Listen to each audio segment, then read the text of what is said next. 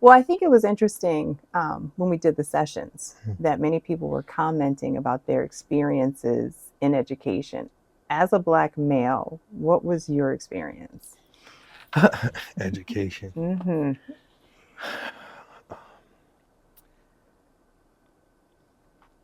I'll give you this perspective. Um, Going through my trials and tribulations and my ups and downs, I realize what's absent. Sometimes we Mm-hmm. judge behavior and we categorize children with behavior, not understanding the layers to their behavior. Mm-hmm. When I see young men today, I can identify what that young man is missing, what he needs, because again, when I was walking to class, I was literally like, what's like premeditated. Like I was Mm-hmm. planning. Okay, I'm gonna throw the book today. I'm gonna Yep. jump on the desk today. I'm doing these behaviors, but I'm really running away from my embarrassment because I struggled academically, and I didn't want to be embarrassed. I didn't want anyone to make fun of me. So in my 6 year old, 7 year old mind, okay, I'm going to show up and I'm going to make sure I am this distraction, but the distraction is just an illusion of inner pain, right? And there was no one to connect to me on an emotional level, right? A hug could have saved my life. Love could have saved my life. Encouragement could have saved my life. So when I say I can recognize and identify what young men are missing, and I get it, right? Some teachers say, "Oh, I'm not there to be anyone's parent. I'm not there Mm-hmm. to be anyone's therapist. I'm there to do a job, to teach, to educate." And so my experience with education, because again, being molested and going through so much pain before I got to the building, there was no way there was no way you can download anything inside of me because I was already like this walking volcano imploding, you know, and I didn't have a home for my emotions. I didn't have a home for my sadness. I didn't have a home for my fear. So entering the building, there was no education or no. So my experience, and I'm sharing from my experience. Mm-hmm. Um, Dash, it's interesting you say that because as a therapist working with so many children who don't make it into the building, hmm, right? I've worked with elementary principals where they're upset because the kid not even getting off the bus hmm, won't even enter they've already run off, hmm, right? And what you just said is so true because we don't even know what they're carrying into school. hmm, And yet, what is that discipline report going to focus on? Oh, the fact that the kid was running from the bus or not listening, not following directions.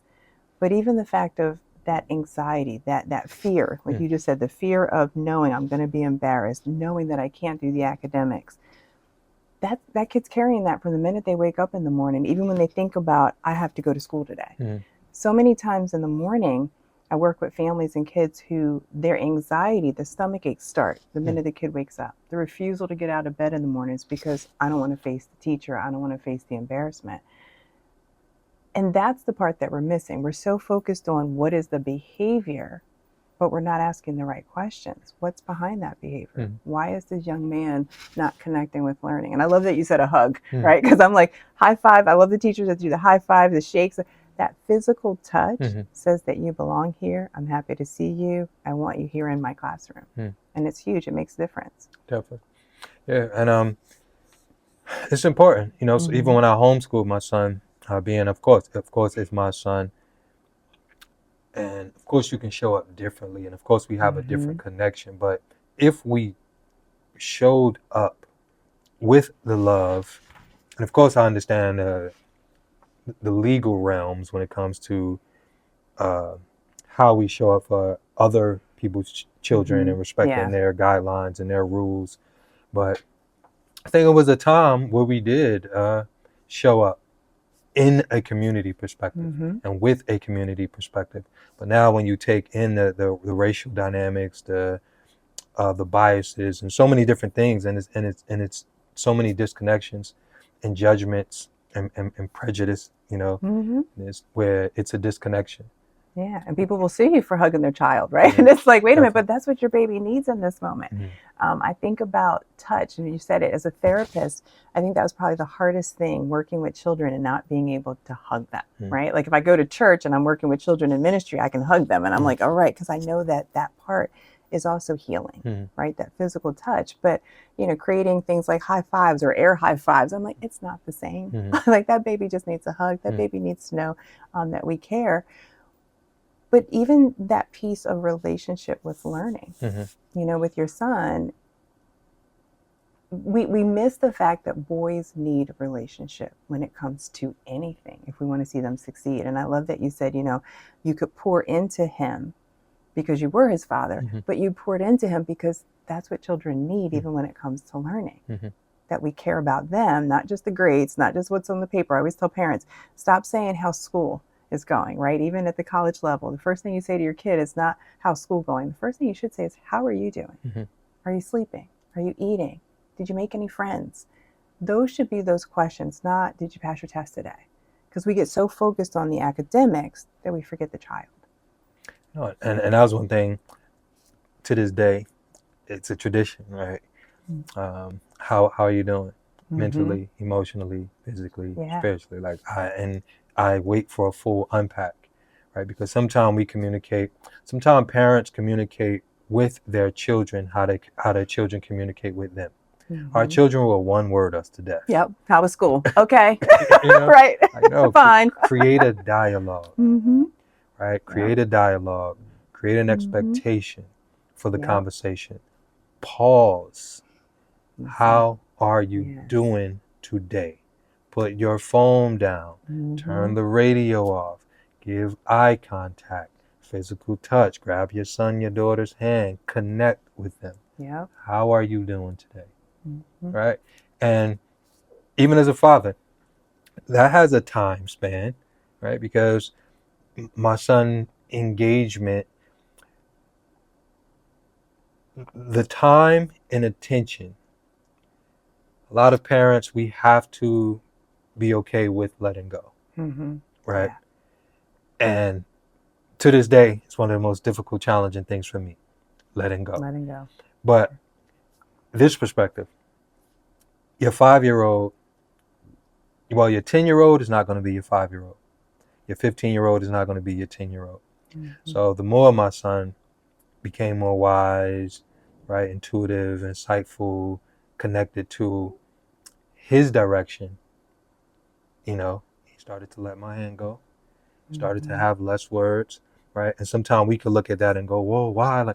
It was a break. I thought it was like a breakup. You're like, what It happened? was it was a Right? breakup. I'm like, my best friend. Like, Yeah. what is going on? No, he's He's connecting to his grown up. world. Right. He's identifying his world, his Mm-hmm. joy, his happiness. And as parents, you have to take that as I am doing a good job, Mm-hmm. right? And sometimes we definitely have to guide the direction and monitor the direction, right? If it's empowering, if it's positive, if because sometimes our children will get swept away in negative Mm-hmm. directions, Yeah. right? And that's where we could show up implementing information and giving a true perspective of guidance, right? Because that's what we want to make sure that we download Mm-hmm. direction, because our Yeah. children are collecting life. They're Mm-hmm. collecting life. They're collecting experiences. They're collecting moments, time, and things that is captivating their mind, right? Right. But we have to pay attention.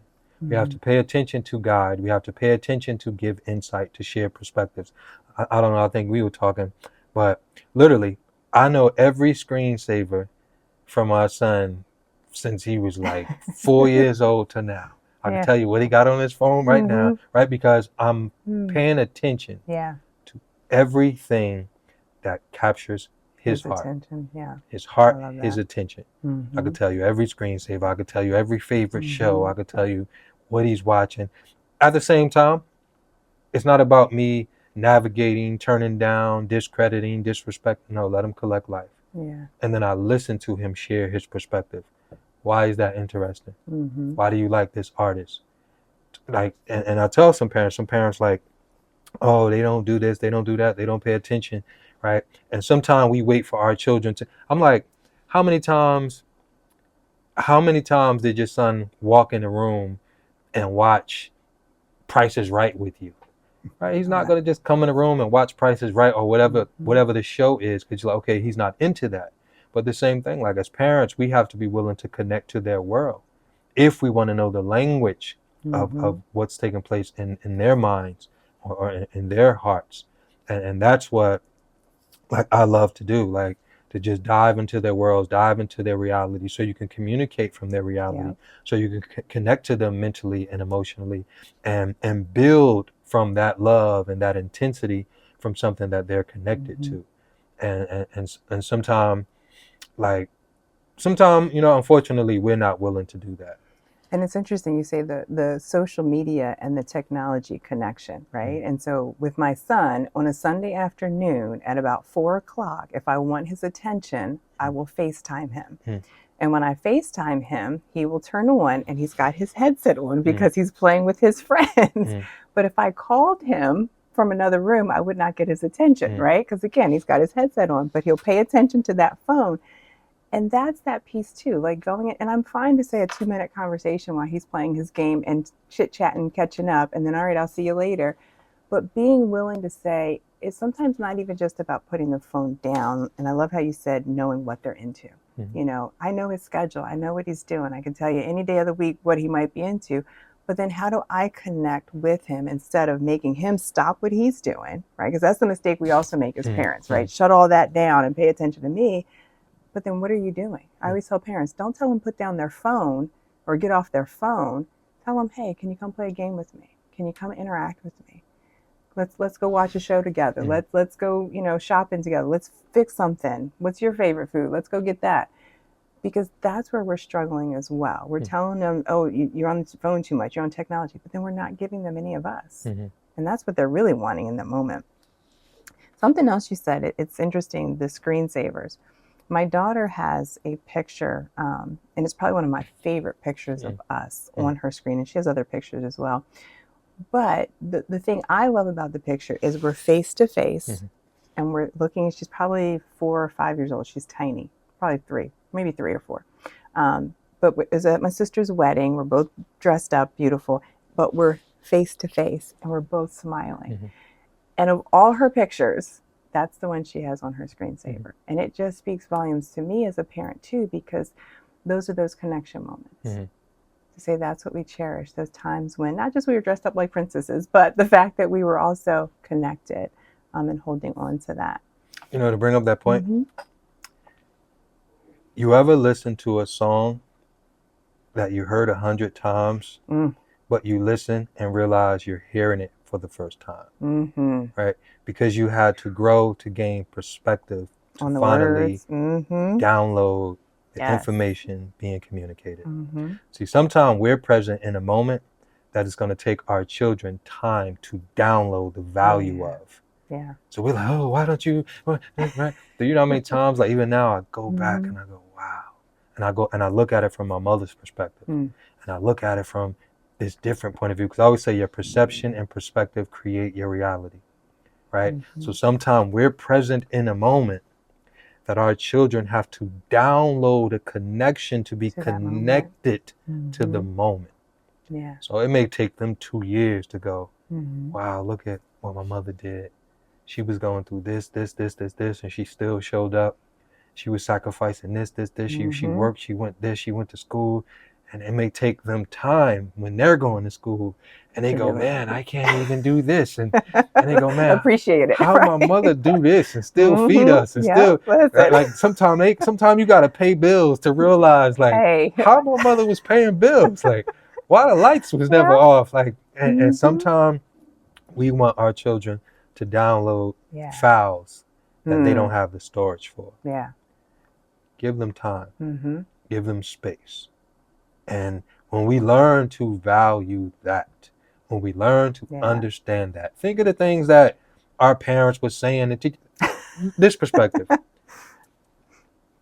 My mother's music was so boring, so I became my mother's age. And you're like, listen to this. I'm like, man, I wish they made music like this. I can't even take the radio station right now. I'm like, that's on the air? I'm so connected to the music because I downloaded enough life to value the words, to be connected to the expressions. Yes. Right? And that's what we have to understand. Our children are growing, learning, processing, adapting, figuring out life. The lyrics don't mean nothing. Yeah. You know what I'm saying? You can't like my mother, I'm not your super. Oh man, that song. Don't like, put it up. like, Woo! like, And they would blast it. when my mother was playing that was just like, Yes, man, what but is now, this stupid song? She just keep playing back to back to back. But no, like, you know, like, yeah. when I listen to these songs now and just like, man, like, yeah, Superwoman S on the chest. Listen, for sure. As a mom, as a and that's what we have to understand. yeah, like, it's they're different. not going to process it when we want them to. Yeah. But make sure you're showing up, creating the moment. Create the moment. Don't kill the moment before they're not going to care. I already tried to. No, keep talking, keep showing up, keep downloading, keep speaking. Right? I heard like my mother, like we didn't even know we were listening to the song when the song was annoying us. No, I heard it. Yeah. I wasn't, but you take, that's the song my mother was listening to, because now that song becomes the emotions. When I hear that song, I see my mother in her polka dot shirts, her little pants. Listen. I see her Jerry curls, right? But when I hear that song, the moment is alive again. Yeah. And that's what we have to do. Create the moment. Don't worry about the feedback in the moment. Create the moment. I think it was interesting when you said we parent with what we were given, right? And I always say to parents, we have to give ourselves grace because that's been your only example, is your parents. And unless we take that time to then say, okay, how do I pour in differently? How do I show up differently? What does that look like for me not to yell and scream? Because I always say, if you're yelling and screaming, you've already lost. If that's our only way to manage the people that we love is to yell and scream, then we've already lost. Yeah. That sparring. That sparring to spar with your own emotions, your own truth, and be accountable. So I always say, if you have a message and it don't reach the people that need it, then your message don't exist. Right. So sometimes our children shut down, not because of what we're saying, but they fear how we're going to say it and how we're going to communicate it. And then they stop talking to us. Yes. And then we wonder, and earlier when you said the fact that your son kind of moved in a direction and, with friends and things like that, well, that's secure attachment, right? And that's what we mistake. We think, oh, secure attachment. No, secure attachment is when the baby cries when the mama leaves because they are securely attached. Your feelings of I'm going to miss my son is because there's a secure attachment there. And that piece is what we'd rather have in discipline, right? My children listen because of our attachment, not because I'm controlling them, right? They listen because they know in that moment, this is what my mom would ask of me. I always tell people, I want to be a boring parent, right? When you talk about boring lyrics, we can be a boring parent. They know what to expect from us. They know what the routine looks like because that increases compliance.